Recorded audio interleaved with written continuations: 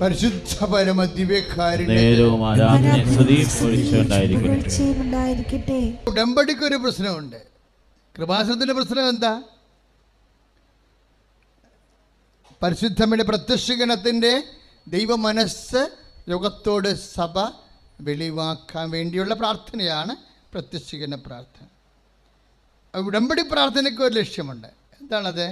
ഉടമ്പടി എടുക്കുന്ന മക്കള് അതിനോട് ദൈവത്തോടാണ് ഉടമ്പടി ചെയ്യണം. അതുകൊണ്ടാണ് നിങ്ങൾ ചില ആൾക്കാർ ഉടമ്പടി ചെയ്യാതെ ഉടമ്പടി ഉഴപ്പുകയോ അല്ലെങ്കിൽ ഉടമ്പടിയിൽ പൂർത്തിയാക്കാതെയൊക്കെ വന്ന അച്ഛൻ ചിലപ്പോൾ ശാസിച്ച് പറഞ്ഞു വിടും. അതിനാ സംഭവം?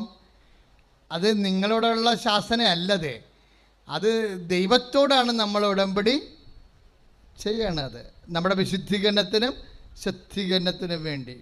ഇപ്പം ഞാൻ 4 വയസ്സ് മുതൽ ദൈവത്തെ അടുത്ത് പരിചയമുള്ള ആളാണ്. അന്ന് മുതൽ ഇന്ന് വരെ ജനങ്ങളുടെ കൂടെ സഞ്ചരിക്കുമ്പോഴേ എനിക്ക് മനസ്സിലായിരിക്കുന്ന ഒരു അനുഭവ സത്യം എന്ന് പറയണത്, ഇപ്പോൾ ഉടമ്പടിയുടെ തന്നെ ആത്മാവ് എന്താണ്? ഫിഡലിറ്റിയാണ്, നോട്ട് ഫെയ്ത്ത്. വിശ്വാസമല്ല, എന്താണ്? വിശ്വസ്തതയാണ്. ശരിക്കും വിശ്വസ്തത. ഇപ്പം നിങ്ങൾ തന്നെയാണെങ്കിലും ഇപ്പം തൃശ്ശൂർ, ചാലക്കുടി, കറുകുറ്റി എന്നൊക്കെ പറഞ്ഞ് സാക്ഷ്യം പറഞ്ഞിവിടെ. ഇപ്പം കറുകുറ്റിയൊക്കെ ഞാൻ TV നോക്കിക്കഴിഞ്ഞാൽ വെള്ളം മൂടിക്കിടക്കുകയാണ്. ഇന്ന് രാവിലെ തൃശ്ശൂർക്കാരെ ഇവിടെ കണ്ടപ്പോൾ ഞാനോട്, ദൈവമേ ചാലക്കുടിയിലൊക്കെ വെള്ളം കാണില്ല, ചാലക്കുടി പുഴ പൊങ്ങാൻ പോകണമെന്നൊക്കെ ഇന്നലെ മുഖ്യമന്ത്രി വിളിച്ചു പറഞ്ഞായിരുന്നു. തമിഴ്നാട്ടിലെ ഷോളയാറോ എന്തൊക്കെ ഇങ്ങോട്ട് ആ വെള്ളം ഇങ്ങോട്ട് തിരിച്ചു വിടുന്ന കാരണം. അപ്പോഴും ചാലക്കുടിക്കാർ ഇവിടെ ഒത്തിരി പേരുണ്ട് അല്ലേ? നമ്മളെ ദൈവം സംരക്ഷിക്കും, ഒരു സംശയമില്ല. കാര്യം എന്താണ്? നിങ്ങൾ ഉടമ്പടി അമ്മടിക്കുക എന്നാണ് പോകുന്നത്. പ്രിസലാണ്, ഹല്ലേലൂയ. പക്ഷെ നമ്മൾ മാത്രം സംരക്ഷിക്കപ്പെട്ടിട്ട് കാര്യമുണ്ടോ? ഇല്ല, എല്ലാവരും സംരക്ഷിക്കപ്പെടണം. ഈ ദുരിതാശ്വാസ ക്യാമ്പുകളൊക്കെ ഇപ്പോഴും ആൾക്കാർ താമസിക്കുന്നുണ്ട്. അവിടെ ഇനി ജോലി ചെയ്യുന്നവരുണ്ട്, പ്രേക്ഷിത പ്രവർത്തനങ്ങൾ ചെയ്യുന്നവരുണ്ട് ദുരിതാശ്വാസ ക്യാമ്പുകളിലൊക്കെ. അവിടെ സാധനങ്ങൾ എത്തിച്ചു കൊടുക്കുന്നവരുണ്ട്. ഇപ്പം ചിലർ എത്തിച്ച് കൊടുക്കരുതെന്നൊക്കെ പറഞ്ഞ് സോഷ്യൽ മീഡിയയിലൊക്കെ പ്രചരണങ്ങൾ നടക്കുന്നുണ്ട്. നിങ്ങൾ നേരിട്ട് കൊടുക്കണം, ഗവൺമെൻറ്റിന് കൊടുക്കരുതെന്നൊക്കെ പറയുന്നു. പക്ഷേ കൊടുക്കണമെന്നുള്ളതാണ് ഏറ്റവും വലിയ കാരണം. ഗവൺമെൻറ് ഈ സമയത്ത് ജനങ്ങളോട് ബാധ്യതയുള്ള ഗവൺമെൻറ്റുകൾ ആവശ്യക്കാരന് അത് എത്തിച്ചു കൊടുക്കുമെന്ന് നമ്മൾ ഗവൺമെൻറ്റിനെ വിശ്വാസത്തിലെടുക്കണം. അതുപോലെ അവിടെ പ്രവർത്തിക്കുന്നവർ തന്നെ പാർട്ടിയോ പള്ളിയോ അതുപോലെ ജാതിയോ മതമോ അത് എംബ്ലമൊക്കെ കാണിച്ചുകൊണ്ട് സംഘടനാപരമായിട്ട് കാരുണ്യ പ്രവർത്തനങ്ങളെ ഹൈജാക്ക് ചെയ്യാതിരിക്കാൻ വേണ്ടി മനുഷ്യനെ സഹായിക്കുന്നു. അങ്ങനെയുള്ള നിസ്വാർത്ഥപരമായ മനസ്സാക്ഷിയോടുകൂടി വേണം ഈ മേഖലയിൽ കേരളം പ്രതിജ്ഞാബദ്ധമാകേണ്ടത്. അങ്ങനെയുള്ള എല്ലാവരെയും സമർപ്പിച്ചുകൊണ്ട് അതിശക്തമായി സ്തുതിക്കട്ടെ. Hallelujah, hallelujah, hallelujah, hallelujah. കരങ്ങൾ ഉയർത്തിക്കൊണ്ട് സ്തുതിക്കട്ടെ. ഹല്ലേലൂയ. കർത്താവായ ദൈവമേ, കൃപാസനം ശുശ്രൂഷയിൽ ഇപ്പോൾ പങ്കെടുക്കുന്ന മക്കള്, കർത്താവെ പ്രളയത്തിന് ഇരയായ മക്കള്, കർത്താവെ എല്ലാം സമർപ്പിച്ച് പ്രാർത്ഥിക്കുന്നു. കേരളത്തെ മുഴുവനായി സമർപ്പിച്ച് പ്രാർത്ഥിക്കുന്നു. കർത്താവിന്റെ ശക്തി നിറയട്ടെ, സംരക്ഷണം നിറയട്ടെ. Hallelujah, hallelujah, hallelujah, hallelujah, hallelujah, hallelujah. Praise the Lord, praise the Lord, hallelujah, hallelujah. ഉടമ്പടി ചെയ്യുന്ന മക്കളെ ഇത്രയും പ്രളയഭീതി ഉണ്ടായിട്ടും കൃപാസനം നിറഞ്ഞു കവിഞ്ഞ് ജനങ്ങൾ ആരാധനയിരിക്കുന്നത് എന്താ? വിശ്വസ്തതയുടെ ഭാഗമാണ്. നമ്മുടെ വിശ്വസ്തത എന്തിലാണ് അടിസ്ഥാനപ്പെടുത്തിയിരിക്കുന്നത്? ദൈവത്തിൻ്റെ വിശ്വസ്തതയിലാണ്. മനസ്സിലായ മക്കളെ? 2 തിമോത്തി, ഇപ്പോൾ ഒരു കുഞ്ഞിവിടെ സാക്ഷ്യം പറഞ്ഞില്ലേ, അവളെ സാക്ഷ്യം പറഞ്ഞത് ആത്മാർത്ഥമായിട്ട് IELTS പഠിച്ചു, ഉടമ്പടി പ്രാർത്ഥനകളെല്ലാം കൃത്യമായി നിറവേറ്റി ഉപവാസങ്ങൾ ചെയ്തു, കാരുണ്യപ്രവൃത്തി ചെയ്തു. എന്നിട്ട് IELTS റിസൾട്ട് വന്നപ്പോൾ തോറ്റുപോയി. അതോട് എന്നാ സംഭവിച്ചത്? മാതാവിൻ്റെ പ്രാർത്ഥന നിർത്തിവെച്ച്. ഞാൻ ആ സാക്ഷ്യം വളരെ ശ്രദ്ധിച്ചുകൊണ്ടിരിക്കുകയായിരുന്നു. അതുപോലെ നിർത്തിവെച്ച അനേകം ആൾക്കാരുണ്ട് അല്ലേ? അതുപോലെ അതാണ് അവിശ്വസ്തത എന്ന് പറയണത്. എന്തിനാണ് നമ്മൾ അരമണിക്കൂർ വചനം വായിക്കണത്? ഡോക്ടർ എന്നാ പറഞ്ഞത്? നമ്മൾ ഹിയർ ചെയ്താലും മതിയാകും വചനമെന്നല്ലേ? അത് ശരിയാ. കർത്താവിൻ്റെ വചനം ഗ്രഹിക്കുക മാത്രമേ നമ്മൾ ഉദ്ദേശിക്കുന്നുള്ളൂ. വായിച്ചാലും കേട്ടാലും വചനം ഗ്രഹിക്കണം. ഇപ്പം തന്നെ POC ബൈബിൾ അപ്ലോഡ് ചെയ്തെടുക്കാൻ പറ്റും. ശബ്ദത്തിൽ വായനാ ബൈബിളുണ്ടല്ലോ, POCയുടെ തന്നെ റിട്ടേൺ ബൈബിളുണ്ട്, പിന്നെ വായനാ ബൈബിളുണ്ട്. മൊബൈലിലോട്ട് നമ്മൾ അപ്ലോഡ് ചെയ്തെടുത്താൽ നമ്മൾ വണ്ടിക്ക് പോണ സമയത്ത് കേട്ടോണ്ടിരുന്നാലും മതി. അതാകുമ്പോൾ സൂപ്പറാണ്. നമ്മൾ വായിക്കണ്ട, വെറുതെ വണ്ടി ഇരുന്നുണ്ട്. ഡോക്ടർ പറഞ്ഞാൽ കറക്റ്റാണത്. നമ്മൾ വചന hearing Bible, sound with sound, വചന സമ്പൂർണ്ണ ബൈബിള് വായിച്ച് വെച്ചിട്ടുണ്ട്. ആ വായിച്ച വായനാ ബൈബിള് നമ്മൾ അപ്ലോഡ് ചെയ്തെടുക്കുകയാണെന്നുണ്ടെങ്കിൽ ഏത് വണ്ടിക്ക് പോകണമെങ്കിലും ഇയർഫോൺ വെച്ചാൽ മൊത്തം നമുക്ക് കേൾക്കാൻ പറ്റും. അരമണിക്കൂർ വായിക്കണ സമയം ഉണ്ടെങ്കിൽ ചില സമയത്ത് അത്രയും ഭാഗം ചിലപ്പോൾ 1 മണിക്കൂർ വായിക്കണത് നമുക്ക് അരമണിക്കൂർ കൊണ്ട് വായിച്ച് കേൾക്കാൻ പറ്റും. ഇതെല്ലാം ദൈവം തന്നിരിക്കുന്ന സംവിധാനങ്ങളാണ്. ഇതിൻ്റെയൊക്കെ ഉദ്ദേശം എന്താ? അവർ കേട്ട വചനങ്ങൾ അവർ കേട്ടാലും വായിച്ചാലും അവർക്ക് പ്രയോജനപ്പെടണം. പറഞ്ഞ മനസ്സിലായില്ലേ? ഹെബ്രായർ 4:2. അവർ കേട്ട വചനം അവർക്ക് പ്രയോജനപ്പെട്ടില്ല. കാരണം എന്താണ്? അവരത് വിശ്വസിച്ചില്ലെന്ന്. Praise the Lord. ഇപ്പോൾ വചനം നമ്മൾ ചെവി വെച്ച് കേട്ടാലും വചനം കണ്ണുകൊണ്ട് വായിച്ചാലും ഇറ്റ് മസ്റ്റ് ബി യൂസ്ഫുൾ. നമുക്കത് പ്രയോജനപ്പെടണം. അതിൻ്റെ ലക്ഷ്യം അതാണ് ഹെബ്രായർ 4:2. അവർ കേട്ട വചനം അവർക്ക് പ്രയോജനപ്പെട്ടില്ല. കാരണം എന്താണ്? അവരതിൽ വിശ്വസിച്ചില്ല. ഈ ഉടമ്പടി എടുക്കുമ്പോൾ തന്നെ ദൈവത്തിന് അറിയാൻ പറ്റും നിൻ്റെ കപ്പാസിറ്റി എന്താണെന്ന്. നീ അത് വിശ്വസിക്കുന്നുണ്ടോ? വിശ്വാസത്തിൻ്റെ സെക്കൻഡ് സെക്ഷനിലായിട്ടാണ് ഫിഡലിറ്റി വരുന്നത്. വിശ്വാസത്തിന് ചൂട് പിടിച്ചാൽ ചില വചനങ്ങൾ നമ്മൾക്ക് കൈകാര്യം ചെയ്യാൻ പറ്റാതെ വരും, നീണ്ടു പോവുകയൊക്കെ ചെയ്ത് കഴിഞ്ഞാൽ. അപ്പോൾ എന്താ പറയേണ്ടത്? വിശ്വാസം കുറച്ചുകൂടി ഹോട്ടായി കഴിയുമ്പോഴാണ് നമ്മൾക്ക് വിശ്വസ്തത ആവശ്യപ്പെടുന്നത്. വിശ്വാസം പ്രതിസന്ധി വരുമ്പോൾ നീ വിശ്വസ്തതയുടെ ഘട്ടത്തിലേക്ക് കടക്കുകയാണ്. അപ്പോഴാണ് നീ ഉടമ്പടി ആകണത്. കാര്യം ഉടമ്പടിയിൽ എന്താണ് സംഭവിക്കുന്നത്? കവനൻറ്റിൻ്റെ പ്രത്യുത്തരം എന്താ? ഉടമ്പടി പ്രത്യുത്തരം നോട്ട് ഫെയ്ത്ത് ബട്ട് ഫിഡലിറ്റിയാണ്, വിശ്വസ്തതയാണ്. അപ്പോൾ നീ വെച്ചിരിക്കുന്ന ദൈവതിരുസന്നിധി വെച്ചിരിക്കുന്ന വിഷയത്തിൻ്റെ മേലെ ഒരു പ്രതിസന്ധി വന്നാൽ മാത്രമേ നീ വിശ്വസ്തതയിലേക്ക് കടന്നോ ഇല്ലയോ എന്നറിയത്തുള്ളൂ. എപ്പോഴും ദൈവവചനം മനസ്സിലാക്കേണ്ട വിഷയമുണ്ട്. എന്താ? അവർ fidelity based upon the fidelity of the promise. കർത്താവിൻ്റെ വചനങ്ങളിലാണ് നമ്മളുടെ വിശ്വസ്തതയുടെ ബേസ്മെൻ്റ് എന്ന് പറയുന്നത്. അതേത് വചനമാണ്? 2 തിമോത്തി 2:13. എന്തിനാ വചനം കേൾക്കണത്? എന്തിനാ വചനം വായിക്കണത്? അതിൽ വിശ്വസിച്ച് അത് നമുക്ക് പ്രയോജനപ്പെടാൻ വേണ്ടിയാണ്. നമുക്ക് പ്രയോജനപ്പെട്ടില്ലെന്നുണ്ടെങ്കിൽ we are not believing, we have no fidelity. നമ്മളതിൽ വിശ്വസിക്കണില്ല, നമുക്ക് വിശ്വസ്തതയില്ലെന്ന അർത്ഥം.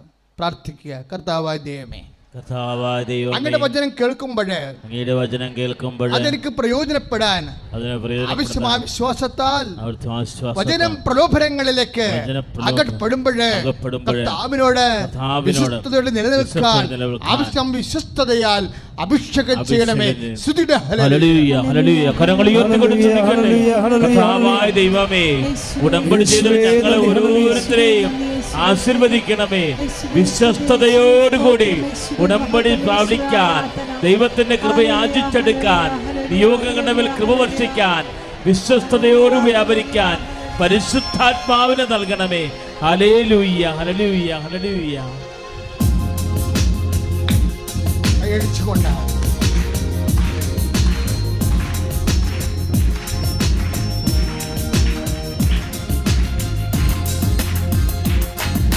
കൃപയാലേ കൃപയാലേ കൃപയാലനുദിനവും എല്ലാവരും കൃപയാലേ കൃപയാലേ കൃപയാലനുദിനവും കൃപയാലേ കൃപയാലേ കൃപയാലനുദിനവും കൃപയാലേ കൃപയാലേ കൃപയാലനുദിനവും. പരിശുദ്ധ അമ്മയുടെ പാദസ്പർശം ഏറ്റ ഈ അൾത്താരയിൽ അമ്മയുടെ നിത്യസാക്ഷിയായി ഞങ്ങളുടെ കുടുംബത്തിനെ നിർത്തിയതിൽ ആദ്യമായി നന്ദി പറയുന്നു. എൻ്റെ പേര് സിനി തോമസ്, ഹസ്ബൻഡ് ജെയിംസ്, രണ്ടാമത്തെ മകൾ മിന്നു, ഇളയ കുഞ്ഞ് മീഹ. ഞങ്ങൾ കിഴുമുറി സെൻറ്റ് ജോർജ് ഓർത്തഡോക്സ് വലിയ പള്ളി ഇടവാംഗമാണ്. ഞാൻ പരിശുദ്ധ അമ്മയെപ്പറ്റി ആദ്യമായി അറിയുന്നത് 2019 സെപ്റ്റംബർ മാസത്തിലാണ്. എൻ്റെ ജോലി സ്ഥലത്ത് ഒരു കുട്ടി പറഞ്ഞു, ഇങ്ങനെ കൃപാസനം പള്ളിയുണ്ട് ചേച്ചി, അവിടെ എല്ലാവർക്കും രോഗസൗഖ്യം നൽകുന്നുണ്ട്. അത് പറയാനൊരു കാരണമുണ്ട് ആ കുട്ടി. അതായത് എനിക്ക് 2 കുഞ്ഞുങ്ങളായിരുന്നു ആ സമയത്ത്. മൂത്ത കുട്ടി സ്പാസ്റ്റിക് സെറിബ്രൽ പാൾസിയാണ് മൂത്ത കുട്ടിക്ക്. രണ്ടാമത്തെ കുട്ടി നോർമൽ ബേബിയാണ്. മൂത്ത കുട്ടി നടക്കുകയില്ല, കേൾക്കാൻ കഴിയുന്നില്ല, അവൾക്ക് കണ്ണ് കാണാൻ പറ്റുന്നില്ല. എല്ലാ കാര്യങ്ങളും നിങ്ങൾക്ക് ഊഹിക്കാവുന്നേ ഉള്ളൂ. ഒരു ബെഡ് റിഡൻ പേഷ്യൻറ്റിന് എല്ലാ കാര്യങ്ങളും നമ്മൾ ചെയ്തു കൊടുക്കണം. അതുകൊണ്ടാണ് ആ മകൾ അങ്ങനെ പറയാൻ കാരണം. ചേച്ചി ഇങ്ങനെ പള്ളിയിൽ പോകണം, പ്രാർത്ഥിക്കണം, അവിടെ ബഹുമാനപ്പെട്ട ജോസഫ് അച്ഛനുണ്ട്, അച്ഛനെ കാണാം, നമുക്ക് അങ്ങനെ ഒരു അവസരമുണ്ട് എന്ന് പറഞ്ഞ് കൃപാസനം പള്ളിയിലെ പത്രം എൻ്റെ കയ്യിൽ തരുന്നു. ഞാനതുമായി വീട്ടിൽ വന്നു. ഹസ്ബൻഡിനോട് ഇങ്ങനെ പറഞ്ഞു, ചേട്ടായി ഇങ്ങനെ ആലപ്പുഴയിൽ കൃപാസനം പള്ളിയുണ്ട്, അവിടെ പോയി പ്രാർത്ഥിക്കാം, നമുക്ക് കുഞ്ഞിന് വേണ്ടി രോഗസൗഖ്യം നൽകും എന്നൊക്കെ പറഞ്ഞു. എന്നുവെച്ചാൽ ഞങ്ങൾ ഇപ്പം മൂത്ത കുട്ടിക്ക് 14 വയസ്സായി, കുറേ നാളത്തെ ട്രീറ്റ്മെൻറ്റും കാര്യങ്ങളൊക്കെ ഉണ്ടായിരുന്നു. അതിലൊന്നും മാറ്റങ്ങൾ വന്നില്ലായിരുന്നു. അങ്ങനെ ചേട്ടൻ പറഞ്ഞു ശരിയാ നമുക്ക് പോകാം എന്ന് പറഞ്ഞു. പക്ഷേ ഞാൻ ആ പത്രം ഇങ്ങനെ മടക്കി കൈ പിടിച്ചതേ ഉള്ളൂ, തുറന്ന് നോക്കിയില്ല, വായിച്ചില്ല, ഒന്നും ചെയ്തില്ല. അത് എടുത്തു വെച്ചു, പോകാമെന്ന് പറഞ്ഞു. ആ സമയത്ത് ഇളയ കുഞ്ഞിനെ ഞാൻ ക്യാരിങ് ആവുകയാണ്. അപ്പോഴെനിക്ക് റെസ്റ്റ് വന്നു. പിന്നെ നമുക്ക് കോവിഡ് കാലഘട്ടമായി, ഇളയ കുഞ്ഞുണ്ടാകുന്നു, അങ്ങനെയൊക്കെ. പക്ഷേ അമ്മയുമായി ജീവിക്കാനായിട്ട് 2023 ഡിസംബർ 3-ാം തീയതി എനിക്ക് അനുഗ്രഹം ലഭിക്കുകയാണ്. ഞാൻ അന്ന് വന്ന് ഉടമ്പടി എടുക്കുന്നു, വീട്ടിൽ ചെല്ലുന്നു. ആ ഡിസംബർ 23-ാം തീയതി ഞങ്ങളുടെ വീട്ടുമുറ്റത്ത് ഒരമ്മ വരുന്നുണ്ട്. അമ്മ വന്നിട്ട് പറഞ്ഞു, ഞങ്ങളുടെ വീട്ടിൽ എല്ലാ കാര്യങ്ങളും പറയുന്നുണ്ട്, നിങ്ങളുടെ വീട്ടിൽ നിങ്ങൾ 2 അമ്മമാർക്കും മക്കളെ ചൊല്ലിയുള്ള ദുഃഖമാണ് എന്ന് പറയുന്നത്. എന്ന് വെച്ചാൽ അമ്മച്ചിക്ക് ചേട്ടായിക്കൊരു പെങ്ങളുണ്ടായിരുന്നു, മരിച്ചുപോയി. അപ്പോൾ അമ്മച്ചിക്ക് അങ്ങനെ ഒരു ദുഃഖം, എനിക്ക് എൻ്റെ മകളെ ഓർത്തുള്ള ദുഃഖം. അമ്മ പറയുന്നു, 1 വർഷത്തിനുള്ളിൽ നിൻ്റെ കുഞ്ഞ് നടക്കും, ആ സമയത്ത് ഞാൻ വരും എന്ന് പറഞ്ഞു. അങ്ങനെ ആ അമ്മ പോകുന്നു. ആ അമ്മ എങ്ങനെയാണ് എപ്പോഴാണ് വന്നതെന്ന് ഞങ്ങൾ കാണുന്നില്ല. വീട്ടുമുറ്റത്തിൻ്റെ 2ാമത്തെ കുട്ടി ഹാളിൽ നിന്ന് പഠിക്കുന്ന സമയത്താണ് കാണുന്നത്. ഞാൻ വന്ന് നോക്കുന്നു, അമ്മയ്ക്ക് ഭക്ഷണം കാര്യങ്ങളെല്ലാം കൊടുത്തു. നമ്മുടെ ഈ കൃപാസനം പള്ളിയിൽ ഈ അമ്മയുടെ അതേ മുഖം, പക്ഷേ ഇച്ചിരി ഏജായിട്ടുണ്ട്, ചുക്കിച്ചുളുങ്ങി അങ്ങനെയുള്ള ഒരു ഏജായിട്ടുണ്ട്. ആ അമ്മ പറഞ്ഞതനുസരിച്ച് ഞാൻ കൂടുതൽ തീവ്രമായി പ്രാർത്ഥിക്കാൻ തുടങ്ങി. ബഹുമാനപ്പെട്ട ജോസഫ് അച്ഛനെ വന്ന് കണ്ടു. 2 കുഞ്ഞുങ്ങളുമായിട്ട് ഞാൻ വന്നു, കണ്ടു. അച്ഛൻ ഒരു കാര്യം മാത്രം ചോദിച്ചു, 2 കുഞ്ഞുങ്ങൾക്കും ഒരേ അസുഖമാണോ എന്ന് എന്നോട് ചോദിച്ചു. ഞാൻ പറഞ്ഞു അല്ല, മൂത്ത കുട്ടിക്ക് സ്പാസ്റ്റിക് സെറിബ്രൽ പാൾസിയും ഇളയ കുട്ടിക്ക് autism minor development delay mixing ആണ്. ഇങ്ങനെ പറഞ്ഞു. അച്ഛനെ കണ്ടു. അച്ഛൻ തൈലം പൂശി പ്രാർത്ഥിച്ചു. ഞങ്ങൾ രണ്ടു നേരവും പ്രാർത്ഥിക്കുമായിരുന്നു. ഞാനും ഹസ്ബൻഡും രണ്ടാമത്തെ മകളും എല്ലാം 2 നേരവും തീവ്രമായി പ്രാർത്ഥിക്കുമായിരുന്നു. ഹസ്ബൻഡിന് ഒഴിവ് കിട്ടുന്ന ദിവസങ്ങളിലെല്ലാം ഹസ്ബൻഡ് ഇവിടെ വരുമായിരുന്നു. മിക്ക ഞായറാഴ്ചകളിലും ഇവിടെ വരുമായിരുന്നു. ഞങ്ങൾ കാശ് രൂപം കൈ പിടിച്ച് തന്നെയാണ് പ്രാർത്ഥിക്കുന്നത്. മാറി മാറി പിടിക്കും എല്ലാവർക്കും. ആദ്യം ചട്ടയ്ക്ക് കൊടുക്കും, പിന്നെ മിന്നുവിന് കൊടുക്കും, അങ്ങനെ എല്ലാവർക്കും കൊടുക്കും. മൂത്ത കുഞ്ഞും ഇളയ കുഞ്ഞും അടുത്ത് വന്നിരിക്കും. തൈലം പൂശി അങ്ങനെ 2 നേരവും ഞങ്ങൾ പ്രാർത്ഥിച്ചു. ചൊവ്വാഴ്ചയിൽ ഉടമ്പടി ധ്യാനം കേൾക്കും, സാക്ഷ്യങ്ങൾ കേൾക്കും. അങ്ങനെ തീവ്രമായ പ്രാർത്ഥനയിലായിരുന്നു. അങ്ങനെ 1 വർഷം തികഞ്ഞു. ആ അമ്മ പറഞ്ഞിട്ട് പോയത് നിൻ്റെ കുഞ്ഞ് നടക്കുമെന്നാ. ഒരു കുഞ്ഞിനെ പറ്റിയേ പറഞ്ഞോളൂ. പക്ഷെ നടന്നത് എൻ്റെ ഇളയ കുഞ്ഞാണ്. ഇളയ കുഞ്ഞ് 2024 മെയ് മാസം 13-ാം തീയതി അവളുടെ ബർത്ത്ഡേയുടെ ടൈമിൽ 4-5 ചുവട് കൈവിട്ട് നടന്നു ആ സമയത്ത്. അതിനെ തുടർന്ന് ഞങ്ങൾ വീണ്ടും പ്രാർത്ഥന തന്നെ ഇരുന്നു. കുഞ്ഞിനൊരു പ്രത്യേകത എന്താണെന്ന് വെച്ചിട്ടുണ്ടെങ്കിൽ ഞങ്ങൾ പ്രാർത്ഥിക്കുമ്പോൾ അവൾ വന്ന് നിൽക്കും, കൂടെ വന്ന് നിൽക്കും. നമ്മൾ തിരി കത്തിക്കുമല്ലോ, തിരി കത്തിക്കുന്ന ആ കത്തിക്കാൻ വേണ്ടി ലൈറ്റ് ഉപയോഗിച്ച് കത്തിക്കുന്ന ആ സൗണ്ട് കേൾക്കുമ്പോൾ തന്നെ കുഞ്ഞ് ഓടി വരും. അവൾ വന്ന് മാതാവിൻ്റെ ഫോട്ടോയിൽ ഉമ്മയും വയ്ക്കും, പ്രാർത്ഥിക്കുകയും ചെയ്യും. മൂത്ത കുഞ്ഞും പറയും എപ്പോഴും പ്രാർത്ഥിക്കും, അമ്മേ പ്രാർത്ഥിക്കണം എന്ന് തലയിൽ കൈ വെച്ചാൽ പറയാൻ അവൾക്ക് അറിയത്തുള്ളൂ. അങ്ങനെ പ്രാർത്ഥിക്കും. ഇപ്പം എൻ്റെ ഇളയ കുഞ്ഞ് ഓടി നടക്കും. ഇളയ കുഞ്ഞ് ഇപ്പം നിങ്ങൾ ഇവിടെ കണ്ടു കാണും, ഇതിലൂടെ നടക്കുന്നത് കണ്ടു കാണും. ഞങ്ങൾ ആ ജോസഫ് അച്ഛനെ കാണാൻ വന്ന സമയത്ത് അതുപോലെ വിഷമിച്ചാണ് വന്നിരുന്നത്. 2 നിങ്ങൾക്കറിയാം, 2 കുഞ്ഞുങ്ങളെയും കൊണ്ട് വരുമ്പോൾ നമുക്ക് അവർക്ക് കരുതേണ്ട കാര്യങ്ങൾ ഇത്രയും ദൂരം. അതായത് എൻ്റെ വീട് പിറവത്ത് കഴിഞ്ഞിട്ടാണ്. അവിടെ നിന്ന് വരുമ്പോൾ അവർക്കുള്ള ഫുഡ്, പാല്, അതുള്ള കാര്യങ്ങളെല്ലാം നമ്മൾ കരുതണം. പക്ഷേ എല്ലാം അമ്മ കരുതി. ഇത്രയും നേരം എൻ്റെ കുഞ്ഞിന് ഒരു കുഴപ്പമുണ്ടായിരുന്നു. രാവിലെ ഞാൻ വന്നു, ഉടമ്പടി പുതുക്കേണ്ട ടൈമായിരുന്നു, ഉടമ്പടി പുതുക്കി. ഒരു കുഴപ്പമില്ല. കാണിച്ച ഭക്ഷണം തെറ്റിയാൽ അവൾ പ്രശ്നം ഉണ്ടാക്കുന്ന കുഞ്ഞാണ്. ഇപ്പം ഇതുവരെ ഒരു പ്രശ്നം. ഇപ്പോഴാണ് ചെറിയൊരു സൗണ്ട് കാണിച്ചു തുടങ്ങി. ഇതുവരെ നമ്മുടെ ഈ പള്ളിയിൽ നടക്കുകയായിരുന്നു എൻ്റെ കുഞ്ഞ്. ഒരു പ്രശ്നവും ഇല്ലാണ്ട് അമ്മ നടത്തി. എന്നുവെച്ചാൽ ഡിസംബർ 24-ാം തീയതി ഞാൻ ഇവിടെ വന്നു. ജീന സിസ്റ്ററോട് പറഞ്ഞു ഇങ്ങനെ കൈ വെച്ച് നടന്നു തുടങ്ങി എന്നൊക്കെ പറഞ്ഞ്. സിസ്റ്ററോട് പറഞ്ഞു മോളെ നമുക്ക് സാക്ഷ്യം പറയാമെന്ന് പറഞ്ഞു. അപ്പം പറഞ്ഞു സിസ്റ്ററെ അവളെ ഇവിടം വരെ കൊണ്ടുവരാൻ ഭയങ്കര ബുദ്ധിമുട്ടല്ലേ, ഇവളിവിടം വരെ കൊണ്ടുവരുമ്പോൾ അവൾക്ക് ബഹളം ഉണ്ടാക്കും, അതൊക്കെ നടക്കുമെന്ന് വെച്ചപ്പോൾ ജീന സിസ്റ്ററോട് പറഞ്ഞതെന്ന് വെച്ചാൽ നിങ്ങളൊരു ഹോസ്പിറ്റലിൽ പോകണമെങ്കിൽ ഈ കുഞ്ഞിനെ നിങ്ങൾ കൊണ്ടുപോകില്ലേ, പിന്നെ അമ്മയുടെ അടുത്ത് വന്നാൽ എന്താ. അത് എൻ്റെ അമ്മയുടെ അടുത്ത് വന്ന് എൻ്റെ കുഞ്ഞിനെയും കൊണ്ട് തന്നെ ഞാൻ വന്നു. അതാണ് എനിക്ക് അമ്മയിൽ ഏറ്റവും ആദ്യം കിട്ടിയിരിക്കുന്ന, അതായത് ഏറ്റവും വലുതായിട്ടുള്ള ഒരു സാക്ഷ്യം. ഇപ്പോൾ അവൾക്ക് ഐ കോണ്ടാക്റ്റ് ഉണ്ട്, അവൾ ഓടി നടക്കും, ഭക്ഷണം കഴിക്കും. ശരിക്കും പൂർണ്ണതയിൽ എത്തിയിട്ടില്ല എങ്കിൽ പോലും എൻ്റെ മകൾക്ക് അടുത്ത മാസം മെയ് 13-ാം തീയതി 5 വയസ്സാവും. ഇതുവരെ നടക്കാത്തൊരു കുഞ്ഞാണ്. അപ്പോൾ എനിക്ക് മറ്റുള്ളവരോട് പറയാനൊരു ഇതായി. കാരണം പലരും ചോദിക്കും, നിങ്ങൾ ഇതിന് മുമ്പൊക്കെ ഓരോ പ്രെയർ ഗ്രൂപ്പിലൊക്കെ പ്രാർത്ഥിക്കാനൊക്കെ ആയിട്ട് പോകുമായിരുന്നു. അപ്പോൾ ചോദിക്കും ഇപ്പം ഇതിൻ്റെ അകത്താണോ എന്ന് എന്നോട് ചോദിച്ച പല ആൾക്കാരുണ്ട്. അവൾ ആ കൃപാസനത്തിൽ പോകുന്നു എന്ന് പറയുന്ന ഒരു ആൾക്കാരുണ്ട്. അവരോടൊക്കെ എനിക്ക് പറയാനായിട്ട് ഒരു അമ്മ എൻ്റെ മുമ്പിൽ കാണിച്ചു തന്ന ഒരു നിത്യ സാക്ഷിയാണ് എൻ്റെ മകള്. അതുപോലെ പിന്നെ എനിക്ക് കിട്ടിയിരിക്കുന്ന അനുഗ്രഹം എൻ്റെ ഹസ്ബൻഡിൻ്റെ ജോലിയെ സംബന്ധിച്ചാണ്. ഞാൻ ഉടമ്പടിയിൽ ഒരു നിയോഗം വെച്ചിരുന്നു എൻ്റെ ഹസ്ബൻഡിന് ജോലിയിൽ പ്രമോഷൻ കിട്ടുന്നതിനെ പറ്റി. കാരണം മൂത്ത കുഞ്ഞിന് വയ്യാണ്ടിരുന്ന സമയത്ത് ചേട്ടായിക്ക് അറ്റൻഡൻസിന് കുറച്ച് പ്രശ്നങ്ങളൊക്കെ ഉണ്ടായിരുന്നു. ഹസ്ബൻഡ് KSRTC ഡിപ്പോയിലാണ് വർക്ക് ചെയ്യുന്നത്. ഇവിടെ നേരത്തെ ചേർത്തലയിലുണ്ടായിരുന്നു. അപ്പോൾ അത് നമുക്ക് ബാധിക്കുമോ, ഈ പ്രമോഷൻ്റെ സമയത്ത് ബാധിക്കുമോ, റാങ്ക് ലിസ്റ്റ് വരുമോ എന്നൊക്കെ ഒരു പേടി ഉണ്ടായിരുന്നു. അപ്പോൾ ഞങ്ങൾ നിത്യമായ പ്രാർത്ഥിച്ചതിൻ്റെ ഫലമായി ചേട്ടായി എപ്പോഴും കാശ് രൂപം കയ്യിൽ വെക്കുമായിരുന്നു. അതുപോലെ ജോലി സ്ഥലത്ത് പോകുമ്പോഴും എപ്പോഴും തൈലം പൂശുമായിരുന്നു. പ്രാർത്ഥനയൊക്കെ കറക്റ്റായിട്ട് കൊണ്ടുപോയി. എന്നെക്കാൾ കൂടുതൽ തീവ്രമായിട്ട് പ്രാർത്ഥിച്ചിരുന്നത് എൻ്റെ ഹസ്ബൻഡാണ്. അദ്ദേഹത്തിന് ഒരു കുറവും വരുത്താതെ, അതിലൊന്നും പ്രശ്നങ്ങളില്ലാതെ ആദ്യം റാങ്ക് ലിസ്റ്റിൽ പേര് വന്നു, പിന്നെ ഷോർട്ട് ലിസ്റ്റിൽ പേര് വന്നു. അദ്ദേഹത്തിന് വെഹിക്കിൾ സൂപ്പർവൈസറായിട്ട് പ്രൊമോഷൻ ട്രാൻസ്ഫർ കിട്ടി. വടക്കം പറവൂര് ഇപ്പോൾ ജോലി ചെയ്യുന്നു. അതിനുള്ള ആ ഓർഡർ അദ്ദേഹം കൈപ്പറ്റിയിട്ട് ആദ്യം വന്നത് എൻ്റെ അമ്മയുടെ അടുത്താണ്. ഈ അമ്മയുടെ ആൾത്താരിൽ വന്നതിന് ശേഷം മാത്രമാണ് ആ ഓർഡറുമായിട്ട് ഞങ്ങളുടെ വീട്ടിലേക്ക് തന്നെ അദ്ദേഹം വരുന്നത്. അങ്ങനെ അമ്മ ഞങ്ങളെ ചേട്ടനെയും അതിന് ഞങ്ങളുടെ കുടുംബത്തെയും അനുഗ്രഹിച്ചു.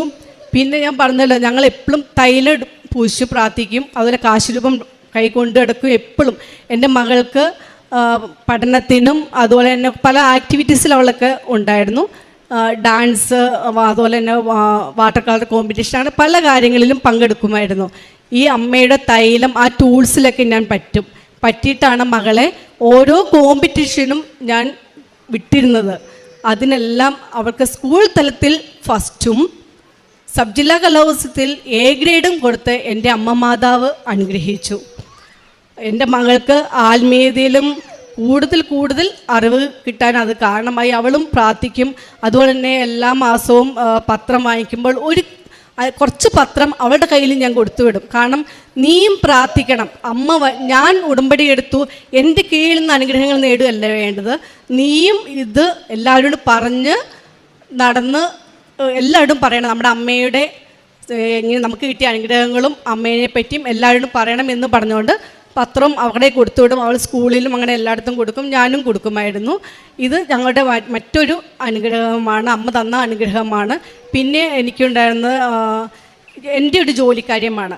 ഞാൻ MA BEd ആയിരുന്നു, പക്ഷെ നമുക്ക് ടീച്ചിങ്ങിൽ ജോലി ചെയ്യാൻ പറ്റിയില്ലായിരുന്നു. അപ്പോൾ ഞാൻ അമ്മയോട് വന്നപ്പോൾ പ്രാർത്ഥിച്ചു, എൻ്റെ അമ്മേ, നിങ്ങൾക്കറിയാം 2 കുഞ്ഞുങ്ങളിങ്ങനെ ആകുമ്പോൾ നമുക്ക് ഒത്തിരി സാമ്പത്തിക പ്രശ്നങ്ങളും കാര്യങ്ങളൊക്കെ ഉണ്ടാവും, ട്രീറ്റ്മെൻറ്റും കാര്യങ്ങളൊക്കെ ആയിട്ട്. അപ്പോൾ എനിക്കും ഒരു ജോലി തന്ന് അമ്മ സഹായിക്കണം. അന്ന് എനിക്ക് ഇസ്രായേലിലേക്ക് പോകാൻ, അങ്ങനെയുള്ള UK പോകാൻ, അങ്ങനെ കുറേ ഓപ്ഷൻസ് വന്നിരുന്നു.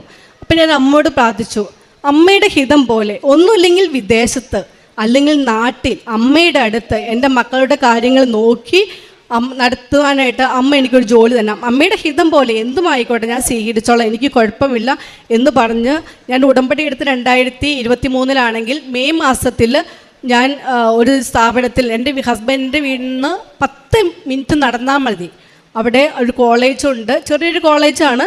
ആ കോളേജിൽ ഇൻ്റർവ്യൂവിന് പങ്കെടുക്കുകയും കാശുരൂപം കൈ പിടിച്ചുകൊണ്ടാണ് ഞാൻ ആ ഇൻ്റർവ്യൂവിന് പോകുന്നത്.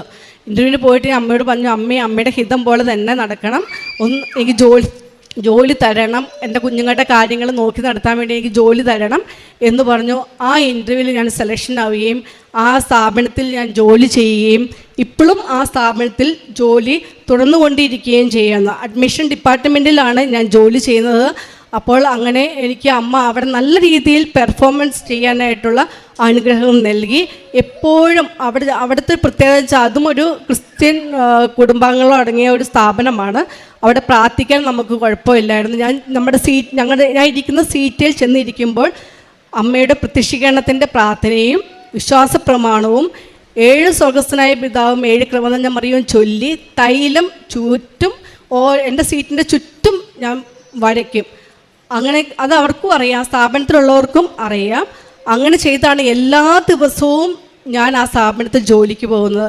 അമ്മ ഒരു വീഴ്ചയും കൂടാതെ ഇപ്പോഴും അമ്മ എനിക്ക് ആ ജോലി തന്ന് ഇപ്പോഴും ഈ 2 കുഞ്ഞുങ്ങളുടെ കാര്യങ്ങൾ നോക്കിയിട്ട് വേണം എനിക്ക് ആ ജോലിക്ക് പോകാനായിട്ട്. അപ്പോൾ ഞാൻ പറഞ്ഞു സാറിനോട്, സാർ എനിക്ക് ഇങ്ങനത്തെ പ്രശ്നങ്ങളൊക്കെ ഉണ്ട്, കുഞ്ഞുങ്ങളുടെ കാര്യങ്ങളൊക്കെ നോക്കണം.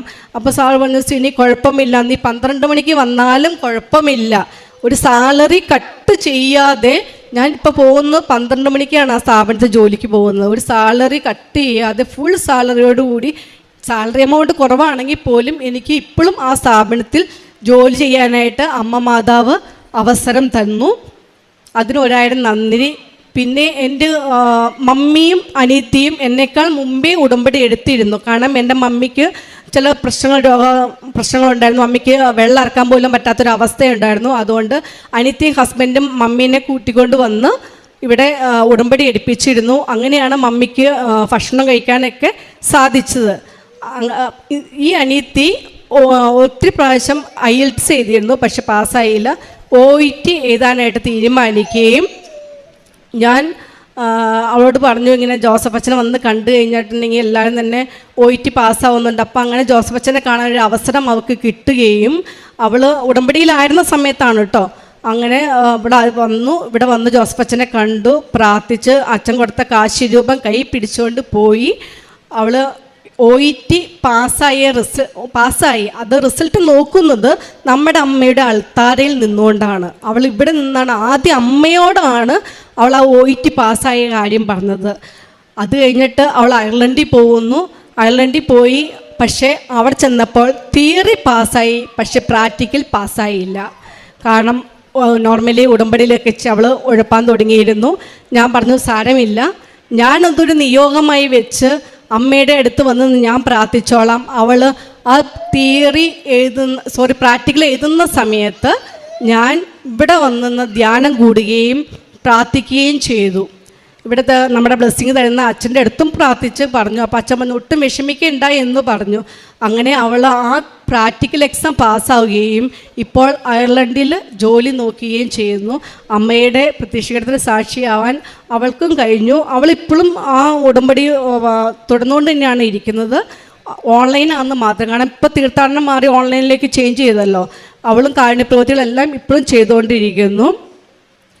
അങ്ങനെ അമ്മ ഒത്തിരി അനുഗ്രഹങ്ങളൊക്കെ ചെയ്തു തന്നിട്ടുണ്ട്. പിന്നെ ഞാൻ എൻ്റെ ജോലി സ്ഥലത്തോട് ചേച്ചിക്ക് വയ്യാണ്ട് വന്നു, ക്യാൻസറിൻ്റെ ലക്ഷണങ്ങളെല്ലാം കാണിച്ചു. അപ്പം നമ്മുടെ അമ്മയുടെ തൈലാഭിഷേകം പൂശി പ്രാർത്ഥിച്ചു. ചേച്ചിയോട് പറഞ്ഞു, ചേച്ചി ഇത് നെഗറ്റീവ് ആകുവാണെങ്കിൽ ചേച്ചി മകളെ വന്ന് ഇവിടെ ഉടമ്പടി എടുക്കണമെന്ന് പറഞ്ഞു. ആ ചേച്ചിക്ക് വേണ്ടി പ്രാർത്ഥിച്ചതിനെ തുടർന്ന് പിന്നത്തെ റിസൾട്ട് വന്നപ്പോൾ അത് നെഗറ്റീവ് ആവുകയും ആ ചേച്ചിയുടെ മകളെ കൊണ്ട് ഞാൻ ഉടമ്പടി എടുപ്പിക്കുകയും ചെയ്തു. ഞാൻ അമ്മയോട് പറഞ്ഞത് കൃത്യമായിട്ട് പാലിച്ചു. പിന്നെ എനിക്ക് ഏറ്റവും കൂടുതൽ അനുഗ്രഹങ്ങൾ തന്നത്, പിന്നെ എനിക്ക് ഏറ്റവും കൂടുതൽ ആത്മീയതയിലേക്ക് കടന്നു വരാൻ സാധിച്ചു എന്നുള്ളതാണ്. നേരത്തെ നോർമലി എല്ലാ 3 ആഴ്ച 9 ആഴ്ച കൂടുമ്പോഴൊക്കെ പള്ളികളിൽ പോയി ധ്യാനം പ്രാർത്ഥിക്കും, ധ്യാനങ്ങൾ കൂടും ഒക്കെ ചെയ്യുമായിരുന്നു. പക്ഷേ കൂടുതൽ സമയം പ്രാർത്ഥിക്കുന്നു. അതായത് രാവിലെ 5:30 എഴുന്നേറ്റ് പ്രത്യക്ഷീകരണ പ്രാർത്ഥന ചൊല്ലുന്നു. പിന്നെ അച്ഛൻ്റെ ഉടമ്പടി ധ്യാനം, എല്ലാ ചൊവ്വാഴ്ചത്തെ ഉടമ്പടി ധ്യാനം അന്ന് തന്നെ കേൾക്കാൻ പറ്റുമെങ്കിൽ അന്ന് തന്നെ കേട്ട് തീർക്കും. പിന്നെ അരമണിക്കൂർ കൂടുതൽ ബൈബിൾ വായിക്കാനും തുടങ്ങി. പിന്നെ ഞാൻ മൊബൈൽ വെക്കും, അടുക്കളയിലൊക്കെ ഇരിക്കുന്ന സമയത്ത് മൊബൈൽ വെച്ച് അത് കേൾക്കാൻ തുടങ്ങി. അങ്ങനെ ഒത്തിരി. പിന്നെ എല്ലാവരോടും എല്ലാവരും പറയും എൻ്റെ മകളിങ്ങനെ നടന്നുകൂടി, ഞങ്ങൾക്ക് ഇന്ന അനുഗ്രഹങ്ങൾ കിട്ടി. അങ്ങനെ എല്ലാവരോടും രണ്ടാമത്തെ മകളുടെ ടീച്ചറിനോടായാലും എൻ്റെ കോളേജിലെ സ്റ്റുഡൻസിനോടായാലും പറയും. ഞാൻ അങ്ങനെ എൻ്റെ സ്റ്റുഡൻസിനെയും കൊണ്ട് കഴിഞ്ഞ മാസം ഞാൻ വന്നു, 3 കുട്ടികളെയും കൊണ്ട് ഇവിടെ വന്ന് അവർക്ക് ഉടമ്പടി എടുപ്പിച്ചു. അങ്ങനെ അമ്മയുടെ ഒരു അമ്മയുടെ കാര്യങ്ങളെല്ലാം മറ്റു സുവിശേഷ വേല പോലെ ഞാൻ ചെയ്യുന്നുണ്ട്. പിന്നെ എന്നേക്കാൾ അമ്മ എനിക്ക് തന്നിരുന്ന അനുഗ്രഹങ്ങൾക്ക് എല്ലാ അനുഗ്രഹങ്ങൾക്കും നന്ദി പറയുന്നു. ഇനിയും അമ്മയുടെ പ്രത്യക്ഷീകരണത്തിൻ്റെ സാക്ഷിയായി ജീവിക്കണമെന്നാണ് എനിക്ക് ആഗ്രഹം. പിന്നെ എല്ലാ മാസവും ഞാൻ കൃപാസനം പള്ളിയിലെ പത്രം വാങ്ങിക്കും. അത് എല്ലാ ആൾക്കാർക്കും കൊടുക്കും. ഹോസ്പിറ്റലിൽ അങ്ങനെയുള്ള എല്ലാ ആൾക്കാർക്കും, പൊതുവായിട്ടുള്ള എല്ലാവർക്കും, ഇന്ന ആൾക്കാരൊന്നുമില്ല, എല്ലാവർക്കും കൊടുക്കും. അപ്പോൾ അവർ പല ആൾക്കാരും എന്നോട് ചോദിക്കും, ഇപ്പോൾ ഇതിൻ്റെ അകത്താണോ എന്ന് ചോദിക്കും. കാരണം കുഞ്ഞുങ്ങൾക്ക് വയ്യാന്ന് നോർമൽ എല്ലാവർക്കും അറിയാമല്ലോ. ഇപ്പോൾ ഇതിൻ്റെ അകത്താണോ എന്ന് ചോദിക്കും. ഞാൻ പറഞ്ഞു എൻ്റെ അമ്മയാണ് എന്നെ ഇപ്പോൾ ജീവിപ്പിച്ചിരിക്കുന്നത്, എൻ്റെ അമ്മയുടെ സാക്ഷിയായിട്ടാണ് ഞാൻ ഇപ്പോൾ നിങ്ങളുടെ മുമ്പിൽ വന്നിരിക്കുന്നത്. അങ്ങനെ പറഞ്ഞു. ഇപ്പം എൻ്റെ കുഞ്ഞ് നടന്നു തുടങ്ങിയതുകൊണ്ട് എല്ലാവർക്കും ഭയങ്കര ഇതാണ്, എല്ലാവർക്കും വിശ്വാസം. ഇപ്പം അങ്ങനെയാണ് കുറേ ആൾക്കാർ ഉടമ്പടി എടുത്തിരിക്കുന്നത് തന്നെ. അതുപോലെ തന്നെ എൻ്റെ വീടിൻ്റെ അടുത്ത് വയ്യാത്ത ആളുകളെ താമസിപ്പിക്കുന്ന സ്ഥലമുണ്ട്, അവിടെ ഞാൻ പോകും. നമുക്ക് 2 കുഞ്ഞുങ്ങളെ ശുശ്രൂഷിക്കാൻ ഉള്ളത് കൊണ്ട് നമുക്ക് വേറെ രോഗികളെ പോയി ശുശ്രൂഷിക്കാൻ എനിക്ക് പറ്റത്തില്ല, ഇവരുടെ കാര്യങ്ങൾ നോക്കണമല്ലോ. പക്ഷേ പറ്റുന്ന എല്ലാ ആഴ്ചകളിലും അങ്ങനെ ഞങ്ങളുടെ തൊട്ടടുത്താണ് അങ്ങനെ ഒരു മലയപ്പള്ളി എന്നാണ് പറയുന്നത്, അവിടെ ഒരു ഇതുണ്ട്, സദനം ഉണ്ടെന്നൊന്നും എനിക്കറിയത്തില്ല. പക്ഷേ കൃപാസനത്തിൽ ഉടമ്പടി എടുത്തതിനെ തുടർന്നാണ് ഞാനത് അറിയാൻ കഴിഞ്ഞതും. എല്ലാ ആഴ്ചകളിലും അവിടെ പോകും, അവിടുത്തെ ചേട്ടന്മാരോട് സംസാരിക്കും, അവർക്ക് വേണ്ടുന്ന കാര്യങ്ങളെല്ലാം, ഫുഡും കാര്യങ്ങളെല്ലാം പറ്റുന്ന എനിക്ക് ചെറിയൊരു എമൗണ്ടിൽ കൊടുക്കാൻ പറ്റുന്നുള്ളിൽ പോലും അത് അവർക്ക് കൊടുക്കുകയും ചെയ്യും. പിന്നെ ചില സമയങ്ങളിൽ കാശാണ് അവർക്ക് ആവശ്യമെങ്കിൽ അങ്ങനെ കൊടുക്കും. പിന്നെ അല്ലാതെ എൻ്റെ മുമ്പിൽ ആരെങ്കിലുമൊക്കെ വയ്യാത്ത ആൾക്കാരൊക്കെ വരുവാണെന്നുണ്ടെങ്കിൽ എന്നിൽ കഴിയുന്ന കാര്യങ്ങളെല്ലാം ഞാൻ ചെയ്തു കൊടുക്കും. പിന്നെ എന്താണെന്നറിയില്ല, അമ്മയോട് ഞാൻ പ്രാർത്ഥിക്കുമ്പോൾ എനിക്ക് വരാൻ പോകുന്ന ബാഡും ഗുഡുമായിട്ടുള്ള കാര്യങ്ങൾ അമ്മ എന്നെ കാണിച്ചു തരും. ഞാൻ പറയും, മിന്നുനോടായാലും ഡഡയോടായാലും പറയും, നമുക്ക് ഇന്ന കാര്യങ്ങൾ സംഭവിക്കാൻ പോകുന്നില്ല, അതിന് നല്ല നല്ല കാര്യങ്ങൾ സംഭവിക്കാൻ പോകും. അത് എന്താണെന്ന് എനിക്കറിയത്തില്ല, അമ്മയോട് കൂടുതൽ പ്രാർത്ഥിക്കണോണ്ടാണോ ഇങ്ങനെ ഇരിക്കണോണ്ടാണോ എനിക്കറിയത്തില്ല. എന്തായാലും അങ്ങനെ എന്ത് കാര്യങ്ങളുണ്ടെങ്കിൽ പോലും അത് കൃത്യമായി എനിക്ക് അമ്മ കാണിച്ചു തരും. അതുപോലെ തന്നെ അമ്മയുടെ നിത്യസാക്ഷിയായിട്ട് ഇനിയും നിൽക്കണമെന്നാണ് എൻ്റെ ആഗ്രഹം. എൻ്റെ കുടുംബത്തിന് അമ്മ നൽകിയ എല്ലാ അനുഗ്രഹങ്ങൾക്കും നന്ദി.